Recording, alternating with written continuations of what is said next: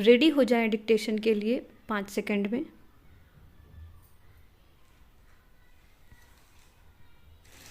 Start.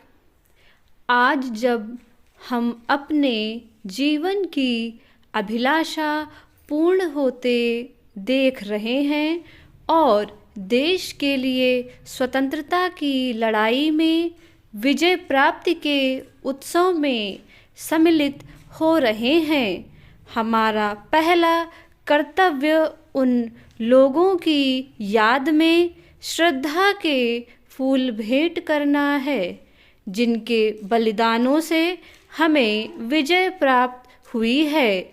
मुझे पूर्ण आशा है कि आज़ादी की खुशियाँ मनाने के समय सारा देश उन सूरवीरों का स्मरण अवश्य करेगा। हम लोगों के लिए बड़े सौभाग्य का अवसर है जो हम यह दिवस देख रहे हैं। हमारे लिए यह बड़े गौरव और गर्व की बात है। हमें इस बात का गर्व है कि हमने भारतवर्ष को उसके लक्ष्य पर पहुंचा दिया है। गांधी जी के प्रभावशाली नेतृत्व में लंबे समय तक शांति और अहिंसा का जो आंदोलन चलता रहा है, उसके मनोहर फल की घोषणा करते हुए हम फूले नहीं समाते। यद्यपि यह मानना होगा कि जिस लक्ष्य पर हम पहुँचे हैं वह ठीक वही नहीं है जिसकी प्राप्ति के लिए हमने काम शुरू किया था, परंतु इसमें तनिक भी संदेह नहीं कि अब अपनी इच्छा के अनुसार भारतवर्ष का भविष्य ढालने में कोई वस्तु हमें रोक नहीं सकती।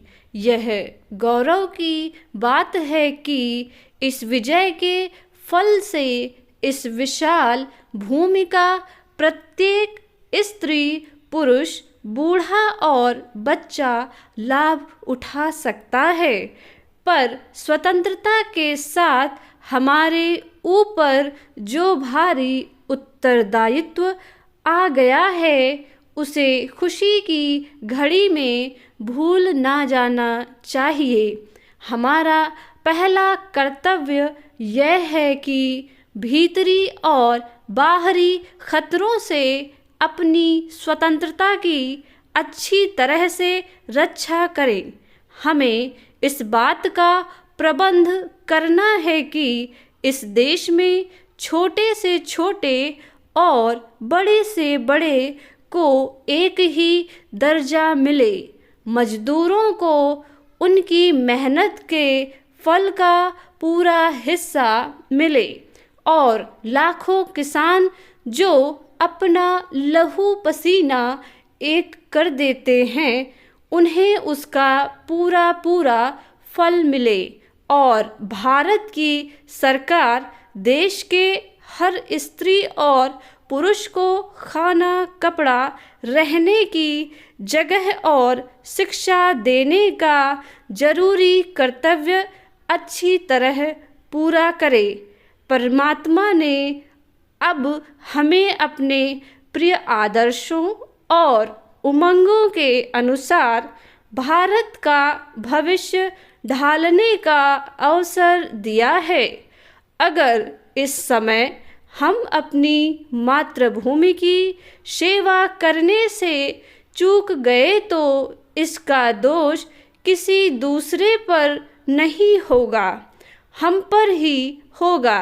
यह सच है कि हमारे रास्ते में बड़ी कठिनाइयाँ और अपार रुकावटें हैं, परंतु उन पर विजय पाना हमारा ही काम है। हम सब देशवासियों से निवेदन करते हैं कि वे इस बहुत बड़े काम में हमारा हाथ बटाएं। यह कर्तव्य इतना पवित्र है कि इसे स्वार्थपरता, आपस में रक्तपात और अनुदारता से दूषित नहीं करना चाहिए। जिम्मेदारियां इतनी गंभीर हैं कि रुकावटी चालों से उनकी अवज्ञा नहीं की जा सकती। इस सुंदर भूमि के बहुत से घाव अभी नहीं भरे हैं और बहुत से दुखी लोगों को अभी धीरज बंधाना है।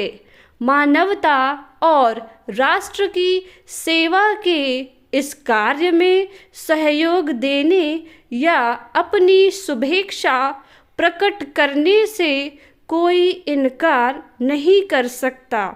इस साझे से कार्य में सभी को अपनी अपनी पूरी शक्ति लगानी चाहिए। स्वाभाविक तौर पर हमें उनका ख्याल आता है जो अभी तक तो हमारे साथ थे, पर जो अब अलग होने वाले हैं।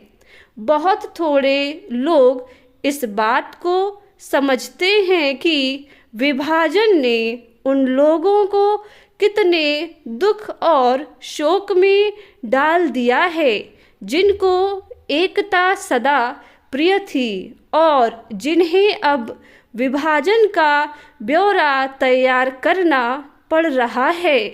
परंतु सीमा पार के भाइयों को यह नहीं सोचना चाहिए कि हमें उनका ध्यान नहीं है, हम उन्हें भूल गए हैं। उनकी भलाई का हमें सदा ध्यान रहेगा और हम इस पूर्ण आशा और विश्वास के साथ कि जल्दी जल्दी हम दोनों फिर एक हो जाएंगे, उनके भविष्य में सदा दिलचस्पी लेते रहेंगे। इस भावना और श्रद्धा के साथ हमें आज फिर से राष्ट्र सेवा में लगने की प्रतिज्ञा करनी चाहिए और सारे देशवासियों को ऐसा करने के लिए निमंत्रण देना चाहिए।